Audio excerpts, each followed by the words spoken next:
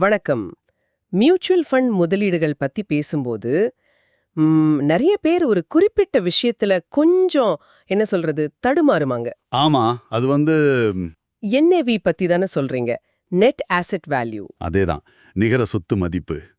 இது எப்படி புரிஞ்சுக்கிறதுங்கிறதுல தான் குழப்பம். என்ஏவி அதிகமா இருந்தா நல்லதா, இல்ல குறைவா இருந்தா நல்லதா? இது ரொம்ப பொதுவான ஒரு சந்தேகம். கரெக்ட்? சில சமயம் இத வச்சு ஃபண்டோட தரத்தையோ இல்ல எதிர்கால வளர்ச்சியை கணிக்க முயற்சி செஞ்சு சில தவறான முடிவுகளை கூட எடுத்துடுறாங்க பாருங்க. ஆமா. என்ஏவியே ஒரு பங்கோட விலை மாதிரி, குறைவா இருந்தா மலிவு, அதிகமா இருந்தா காஸ்ட்லி அப்படின்னு ஒரு தப்பான எண்ணம் பலர்கிட்ட இருக்கு. ஆனா மியூச்சுவல் ஃபண்ட்ல அப்படி இல்ல. சரி, இந்த என்ஏவி குழப்பத்தை கொஞ்சம் தெளிவுபடுத்துவோம் இன்னைக்கு. நம்ம கிட்ட இருக்கிற சில தகவல்கள் இந்த பொதுவான கட்டுக்கதைகளையும் உண்மைகளையும் நல்லா விளக்குது. மதிப்பிடணும்னு ஒரு தெளிவை கொடுக்கறது தான். சரியா சொன்னீங்க. முதல்ல எக்தம் அடிப்படையிலிருந்து போவோம். என்ஏவினா என்ன? ரொம்ப சிம்பிளா சொன்னா அது ஒரு மியூச்சுவல் ஃபண்ட் திட்டத்தோட ஒரு யூனிட்டோட அன்னைக்கு என்ன விலை, அவ்வளவுதான். ஆமா, ஒரு யூனிட்டோட விலை. இது எப்படி கணக்கிடுறங்கன்னா, அந்த ஃபண்ட் வச்சிருக்கிற மொத்த சொத்துக்கள், அதாவது பங்குகள், பாண்டுகள், இதோட மொத்த மதிப்புல இருந்து ஆமா, அதோட கடன்கள் அப்புறம் தினசரி செலவுகள் இதையெல்லாம் கழிச்சிட்டு வர்ற அந்த நிகர சொத்து மதிப்பை, நெட் அசெட்ஸ், அந்த ஃபண்டு கிட்ட இருக்கிற மொத்த யூனிட்களோட எண்ணிக்கையால வகுக்கணும். கரெக்ட். அப்படி வகுத்தா வர்றது தான் ஒரு யூனிட்டோட என்ஏவி. இது ஒரு வேலை, அவ்வளவுதான். இதை வச்சு மட்டுமே ஃபண்டோட தரம், வருங்கால லாபம் இதெல்லாம் சொல்ல முடியாது. புரியுது. சரி, இப்போ முதல் கட்டுக்கதைக்கு போலாம். இது ரொம்பவே பரவலா இருக்கிற ஒரு நம்பிக்கை. ஒரு ஃபண்டோட என்ஏவி குறைவா இருக்கு, அப்போ அது மலிவு. இதுல முதலீடு செஞ்சா நல்லா வளரும். ஆமா, இது நிறைய பேர் கேட்கிற கேள்வி. சார், இந்த ஃபண்டு என்ஏவி வெறும் 15 ரூபா தான், ஆனா அந்த ஃபண்டு என்ஏவி 800 ரூபாய், இதுதானே பெஸ்ட் அப்படின்னு. கரெக்ட், அப்படி நினைக்கிறாங்க. ஆனா இதுல எந்த அளவுக்கு உண்மை இருக்கு?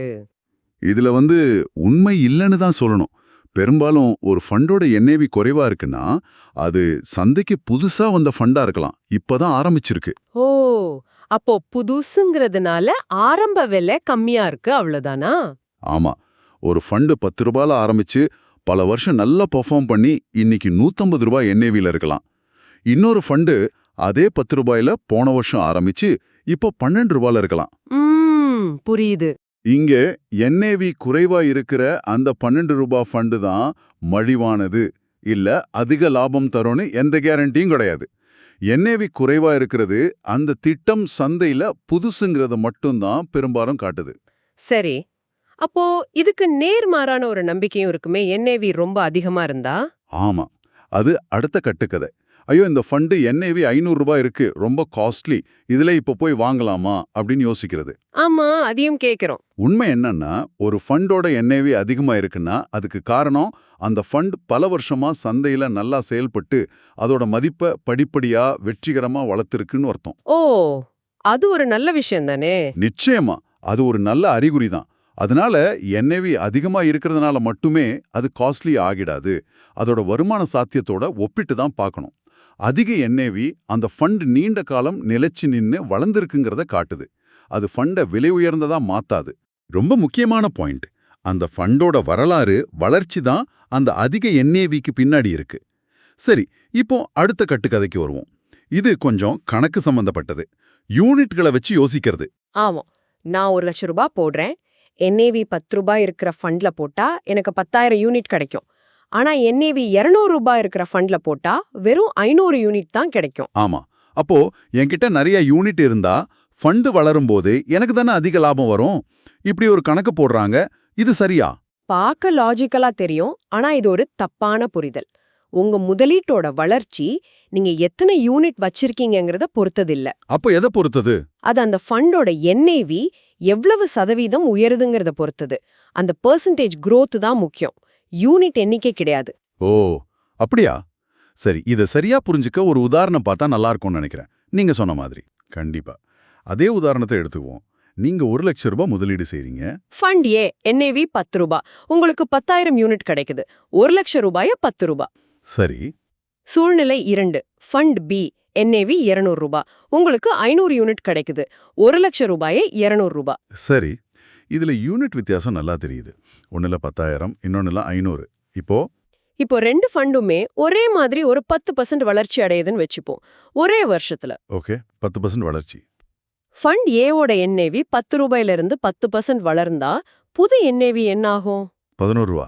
ஆமா, 11 ரூபாய். அப்போ உங்ககிட்ட இருக்க 10,000 யூனிட்டோட மொத்த மதிப்பு 10,000 பெருக்கல் 11 ரூபா. 1,10,000 1,10,000. கரெக்ட். இப்போ ஃபண்ட் பிக்கு வரும். அதோட என்ஏவி 200 ரூபாயிலிருந்து 10% வளர்ந்தா புது என்ஏவி 220 ரூபா. சரி, 220 ரூபாய். உங்ககிட்ட இருக்கிறது 500 யூனிட் தான். அதோட மொத்த மதிப்பு 500 பெருக்கல் 220 ரூபா. அட, இதுவும் 1,10,000 தான் வருது. ரெண்டும் ஒண்ணுதான். சரியா பிடிச்சிட்டீங்க. இதுதான் விஷயம். 2 சூழ்நிலையிலையும் உங்க லாபம் 10,000 தான். வருமான விகிதம் 10% தான். இங்க என்ஏவியோட ஆரம்ப நிலை எந்த வித்தியாசத்தையும் ஏற்படுத்தல. வாவ், இது ரொம்ப தெளிவா இருக்கு. ஆமா, வருமானம்ங்கிறது என்ஏவியோட சதவீத வளர்ச்சியை பொறுத்தது. உங்க யூனிட் எண்ணிக்கை அதிகமா இருந்தாலும் சரி, குறைவா இருந்தாலும் சரி, என்ஏவி 10% வளர்ந்தா உங்க மொத்த முதலீடும் 10% தான் வளரும். சூப்பர். அப்போ கம்மி என்ஏவி இஸ் ஈக்குவல் டு அதிக யூனிட்ஸ் இஸ் ஈக்குவல் டு அதிக லாபம் அப்படிங்கிற ஃபார்முலா தப்பு. பெர்சன்டேஜ் growth தான் முக்கியம். இது நிறைய பேரோட சந்தேகத்தை தீர்க்கும். அடுத்ததா என்எஃப்ஓக்கள் பத்தி பேசுவோம். New fund offers. ஆமா, புது ஃபண்ட் வெளியீடு. என்எஃப்ஓ வரும்போது பொதுவா அதோட ஆரம்ப என்ஏவி 10 ரூபான்னு வைப்பாங்க. இத பார்த்துட்டு, ஆஹா 10 ரூபாய்க்கு கிடைக்குது, புதுசா இருக்கு, முதல்லயே வாங்கிட்டா நல்லதுன்னு ஒரு ஈர்ப்பு வருது இல்லையா? நிச்சயமா வருது. அந்த 10 ரூபாங்கிற நம்பர் ஒரு சைக்கலாஜிக்கல் அட்வான்டேஜ் மாதிரி தெரியுது. ஃப்ரெஷ்ஷா ஸ்டார்ட் ஆகுது, வாங்கிடலாம் தோணுது. இதுல என்ன கவனிக்கணும்? இதுல கண்மூடித்தனமா நம்பிரக்கூடாது. ஒரு என்எஃப்ஓவோட 10 ரூபாய் என்ஏவிங்கிறது ஒரு ஆரம்ப புள்ளி, அவ்வளவுதான். அது ஒரு கணக்குக்காக வைக்கிறாங்க. ஓ, சும்மா கணக்குக்காகவா? ஆமா, அது அந்த ஃபண்டோட தரத்துக்கோ எதிர்கால வளர்ச்சிக்கோ எந்த கேரண்டியும் கொடுக்காது. நீங்க ஒரு என்எஃப்ஓவை மதிப்பிடும்போது அந்த 10 ரூபாயை விட முக்கியமா சில விஷயங்களை பார்க்கணும். அது என்ன விஷயங்கள்? முக்கியமா அந்த ஃபண்டோட முதலீட்டு கொள்கை என்ன, அவங்க எந்த மாதிரி பங்குகள்ல எந்த மாதிரி துறைகள்ல முதலீடு செய்ய போறாங்க, அந்த ஃபண்டை நிர்வகிக்க போற ஃபண்ட் மேனேஜர் யாரு, அவரோட அனுபவம் எப்படி, அவரோட ட்ராக் ரெக்கார்டு என்ன. ஆமா, ஃபண்ட் மேனேஜர் ரொம்ப முக்கியம். அப்புறம் ஏற்கனவே சந்தையில இதே மாதிரி பல ஃபண்டுகள் இருக்குமே, அதோட ஒப்பிடும்போது இந்த புது ஃபண்டுல என்ன ஸ்பெஷல், என்ன தனித்துவம் இருக்கு, இது முதலீட்டாளர்களுக்கு என்ன புதுசா கொடுக்குது, இதெல்லாம் யோசிக்கணும். கரெக்ட். ஏற்கனவே இருக்கிற ஃபண்டை விட இது ஏன் பெட்டர்னு பார்க்கணும். ஆமா, வெறும் 10 ரூபாய் என்ஏவிக்காக ஒரு என்எஃப்ஓல முதலீடு செய்யறது புத்திசாலித்தனம் இல்ல. அந்த ஃபண்டோட தனித்துவத்தை, நோக்கத்தை ஆராயணும். ரொம்ப சரி. அப்போ என்எஃப்ஓவோட அடிப்படை அம்சங்களை பார்க்கணுமே தவிர ஆரம்ப என்ஏவியை பார்த்து மயங்கக்கூடாது. சரி, இப்போ 5வது கட்டுக்கதை. இது நாம இதுவரைக்கும் பேசுனதோட ஒட்டுமொத்த சாரம் மாதிரி இருக்கு. என்ஏவியோட அளவு வருமானத்தை பாதிக்கும். ஆமா, இதுதான் எல்லா தப்பான புரிதலுக்கும் வேர் மாதிரி. என்ஏவி அதிகமா இருந்தா லாபம் கம்மி, என்ஏவி கம்மியா இருந்தா லாபம் அதிகம்னு ஒரு நம்பிக்கை. ஆனா நாம ஏற்கனவே பார்த்த மாதிரி இது தப்பு. சரி, அப்போ எதுதான் வருமானத்தை உண்மையிலே தீர்மானிக்குது? ஒரு தடவை கூட தெளிவா சொல்லுங்களேன். ஒரு மியூச்சுவல் ஃபண்டோட வருமானம் அது வாங்கி வச்சிருக்கிற அடிப்படை சொத்துக்கள், அதாவது அண்டர்லைங் அசெட்ஸோட செயல்திறனை பொறுத்தது. அதாவது அந்த ஃபண்டோட போர்ட்ஃபோலியோல இருக்கிற பங்குகள், பாண்டுகள், இதோட பெர்ஃபார்மன்ஸ். மிகச்சரியா சொன்னீங்க. அந்த போர்ட்ஃபோலியோல இருக்கிற கம்பெனிகளோட பங்குகள் விலை ஏறுதா, அவங்க டிவிடெண்ட் கொடுக்கறாங்களா, பாண்டுகள்ல இருந்து வட்டி வருதா, இதுதான் உங்க ஃபண்டோட என்ஏவிய ஏத்தும் இறக்கும். என்ஏவிங்கிறது அதோட விளைவுதான், காரணம் இல்ல. ஓகே, ஒரு ஃபண்டோட இன்ஜின் மாதிரி அதோட போர்ட்ஃபோலியோ இருக்கு. இன்ஜின் நல்லா ஓடுனா வண்டி, அதாவது என்ஏவி வேகமா போகும். அருமையான உவமை, கரெக்ட். ஒரு நல்ல போர்ட்ஃபோலியோ, நல்ல பங்குகள் இருக்கிற ஒரு ஃபண்ட், அதோட என்ஏவி அதிகமா இருந்தாலும் சரி, உதாரணமா 200 ரூபாய், அது இன்னும் நல்ல வருமானம் கொடுக்க முடியும். அதே சமயம் ஒரு பலவீனமான போர்ட்ஃபோலியோ, அதாவது சரியில்லாத பங்குகளை வச்சிருக்கிற ஃபண்ட், அதோட என்ஏவி குறைவா இருந்தாலும், உதாரணமா 15 ரூபாய், அது சரியா பெர்ஃபார்ம் பண்ணாம போகலாம், இல்ல இன்னும் கூட என்ஏவி குறையலாம். புரியுது. அப்போ முக்கியம் அந்த போர்ட்ஃபோலியோவோட தரம் தான், என்ஏவி இல்ல. நிச்சயமா, போர்ட்ஃபோலியோ தரம் தான் கிங். ஓகே, இப்போ என்ஏவி பத்தின கட்டுக்கதைகள் எல்லாம் உடைஞ்சிருச்சுன்னு நம்புறேன். என்ஏவி என்பது ஒரு யூனிட்டோட விலை, அவ்வளவுதான். அது கூடவோ குறையவோ இருக்கலாம். ஆனா அதை மட்டுமே வச்சு ஒரு ஃபண்டோட எதிர்காலத்தையோ தரத்தையோ முடிவு பண்ண முடியாது. அப்போ ஒரு முதலீட்டாளரா நீங்க என்ஏவிக்கு பதிலா உண்மையிலே எதுல தான் கவனம் செலுத்தணும்? மிக முக்கியமான கேள்வி. NAV பார்க்கவே வேணான்னு சொல்லல, அது ஒரு தகவல். ஆனா முடிவெடுக்க அது மட்டும் பத்தாது. நீங்க உண்மையா கவனிக்க வேண்டிய சில விஷயங்கள் இருக்கு. சொல்லுங்க, அது என்னென்ன? முதல்ல ஃபண்டின் கடந்த கால செயல்பாடு, அதாவது ஹிஸ்டாரிக்கல் பெர்ஃபார்மன்ஸ். அந்த ஃபண்ட் கடந்த 3 வருஷம், 5 வருஷம், 10 வருஷத்துல எப்படி பெர்ஃபார்ம் பண்ணிருக்கு, அதோட கேட்டகரியில இருக்கிற மத்த ஃபண்டுகளோட ஒப்பிடும்போது எப்படி இருக்கு. ஆனா பழசு நல்லா இருந்துச்சுன்னா புதுசு நல்லா இருக்கும்னு கேரண்டி இல்லையே. கரெக்ட். அதனால தான் இது மட்டும் பத்தாது. கடந்த கால செயல்பாடு முக்கியம், ஆனா அது மட்டுமே எதிர்காலத்துக்கு உத்தரவாதம் இல்லை. ரெண்டாவதா, ரொம்ப முக்கியமா, போர்ட்ஃபோலியோவின் தரம். போர்ட்ஃபோலியோ குவாலிட்டி, இதுல என்ன பார்க்கணும்? ஃபண்ட் எந்த மாதிரி கம்பெனிகள்ல முதலீடு செஞ்சிருக்கு, அந்த கம்பெனிகள் நல்லா இருக்கா, அந்த துறைகளுக்கு எதிர்காலம் இருக்கா, அவங்க முதலீட்ட ஒரே இடத்துல போடாம பரவலா பிரிச்சு போட்டிருக்காங்களா, டைவர்சிஃபிகேஷன், இதெல்லாம் பார்க்கணும். ஃபண்டோட ஃபேக்ட் ஷீட்ல இந்த விவரங்கள் இருக்கும். சரி, மூணாவதா? நிலைத்தன்மை, கன்சிஸ்டன்சி. சில ஃபண்ட் ஒரு வருஷம் சூப்பரா பண்ணோம், அடுத்த வருஷம் ரொம்ப டல் ஆயிடும். அப்படி இல்லாம ஒரு அளவுக்கு சீராந்த வளர்ச்சியை கொடுக்குதான்னு பார்க்கணும். ரிஸ்க் அட்ஜஸ்டட் ரிட்டர்ன்ஸ் எப்படி இருக்குன்னு கவனிக்கலாம். நாலாவது, ஃபண்ட் மேனேஜரின் அனுபவம் மற்றும் முதலீட்டு தத்துவம். Fund manager expertise and philosophy. அந்த ஃபண்டை நிர்வகிக்கிறவர் யாரு, அவரோட அனுபவம் என்ன, அவரோட ஸ்டைல் என்ன, அது உங்க நோக்கத்தோட பொருந்துதா, அவர் ரொம்ப நாளா அதே ஃபண்டை பாத்துக்கிறாரா, இதெல்லாம் நல்ல சிக்னல்ஸ். ஓகே. அஞ்சாவது, செலவு விகிதம், எக்ஸ்பென்ஸ் ரேஷியோ.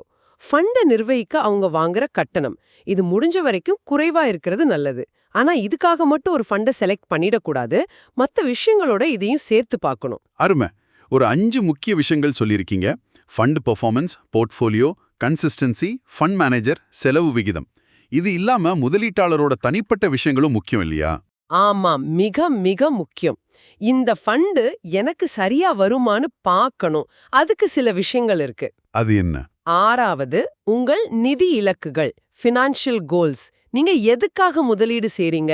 வீடு வாங்கவா, குழந்தை படிப்புக்கா, ரிட்டையர்மெண்ட்டுக்கா? உங்க இலக்குக்கு எவ்வளவு டைம் இருக்கு? குறுகிய கால இலக்குனா ஒரு மாதிரி ஃபண்ட், நீண்ட கால இலக்குனா வேற மாதிரி ஃபண்ட் பார்க்கணும்.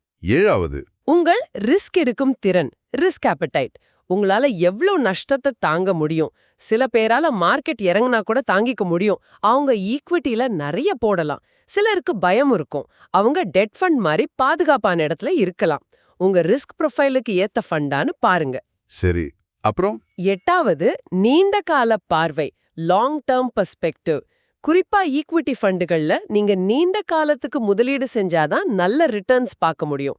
சும்மா மார்க்கெட் கொஞ்சம் இறங்குனதும் பயந்து வித்துடக்கூடாது, பொறுமை அவசியம். கடைசி பாயிண்ட். ஒன்பதாவது, தொடர் கண்காணிப்பு மற்றும் மறுஆய்வு, ரெகுலர் மானிட்டரிங் அண்ட் ரிவ்யூ. சும்மா முதலீடு செஞ்சுட்டு மறந்துடக்கூடாது. அட்லீஸ்ட் வருஷத்துக்கு ஒரு தடவையாவது உங்க ஃபண்ட் எப்படி போகுதுன்னு பாருங்க. உங்க இலக்கோட அது இன்னும் பொருந்துதா, தேவைப்பட்டா சில மாற்றங்கள் செய்யணும். வாவ், இது ரொம்ப முழுமையான வழிகாட்டுதல். அப்போ சுருக்கமா சொன்னா NAV ஒரு சின்ன விஷயம்தான். நாம பார்க்க வேண்டியது ஃபண்டோட செயல்பாடு, அதோட உள்ளடக்கங்கள், மேனேஜர், செலவு, நம்மளோட தேவை, நம்ம ரிஸ்க் லெவல், அப்புறம் பொறுமையா இருந்து தொடர்ந்து கண்காணிக்கிறது. மிகச்சரியா சொன்னீங்க. இதுதான் முக்கியமா நம்ம கத்துக்க வேண்டிய பாடம். NAVயோட அளவு, அது கூடவோ குறையவோ, அது மட்டுமே முக்கியம் இல்ல. உண்மையான வருமானம் NAVயோட சதவீத வளர்ச்சியை பொறுத்தது. அந்த வளர்ச்சி ஃபண்டோட போர்ட்ஃபோலியோவை பொறுத்தது. அப்போ நம்ம இந்த ஆழமான அலசலோட முடிவுக்கு வரோம். ஒரு மியூச்சுவல் ஃபண்ட் முதலீட்டாளரா நீங்க இருந்தா இனிமே NAVய பார்த்து அது 10 ரூபாயா இல்ல 1000 ரூபாயான்னு குழம்பாதீங்க. ஆமா, அந்த நம்பருக்கு பின்னாடி இருக்கிற விஷயமெல்லாம் பாருங்க. ஃபண்டோட உண்மையான தரம், போர்ட்ஃபோலியோ, மேனேஜர், செலவு, உங்க இலக்கோட பொருந்துதா, இதெல்லாம் பாத்தீங்கன்னாலே உங்க முதலீடு சரியா இருக்கும். ஆமா, NAV மேல வைக்கிற கவனத்தை இந்த மாதிரி அடிப்படையான விஷயங்கள் மேல திருப்பினாலே உங்க முதலீட்டு முடிவுகள் இன்னும் சிறப்பா இருக்கும். சரி, இப்ப கேக்குற உங்க எல்லாருடைய சிந்தனைக்கும் ஒரு கேள்வி. NAV மட்டுமே ஒரு ஃபண்டோட எதிர்கால வெற்றியை சொல்லாதுன்னு இப்ப நமக்கு நல்லாவே தெரியும். ஆனா நம்ம கவனம் இயல்பா அந்த ஈஸியான நம்பர் NAV மேல போகுது இல்லையா? ஆமா. அப்படி NAV மேல கவனம் போறது ஒரு ஃபண்டோட உண்மையான வளர்ச்சிக்கு காரணமா இருக்கிற விஷயங்கள், அதாவது அந்த ஃபண்ட் மேனேஜரோட திறமை, அவங்க எந்த கம்பெனில முதலீடு செய்றாங்க, அந்த துறைகளோட எதிர்காலம் எப்படி இருக்கு, இந்த மாதிரி ஆழமான பகுப்பாய்வு செய்யறதிலிருந்து உங்களை எப்படி திசை திருப்ப வாய்ப்பு இருக்கு. ஒருவேளை நாம NAVக்கு அதிக முக்கியத்துவம் கொடுக்கறதுனால முக்கியமான விஷயங்களை கோட்டை விட்டுடுறோமா? இத கொஞ்சம் யோசிச்சு பாருங்களேன். இது நிச்சயமா யோசிக்க வேண்டிய ஒரு கேள்வி. அந்த எளிமையான எண்ணுக்கு பின்னாடி இருக்கிற ஆனா மிக முக்கியமான காரணிகளை பார்க்க தவறினா நம்ம முதலீட்டு பயணம் நாம நினைக்காத திசையில கூட போகலாம். இந்த ஆழமான அலசலுக்கு மிக்க நன்றி. நன்றி. அடுத்த முறை வேறொரு தலைப்புடன் சந்திப்போம்.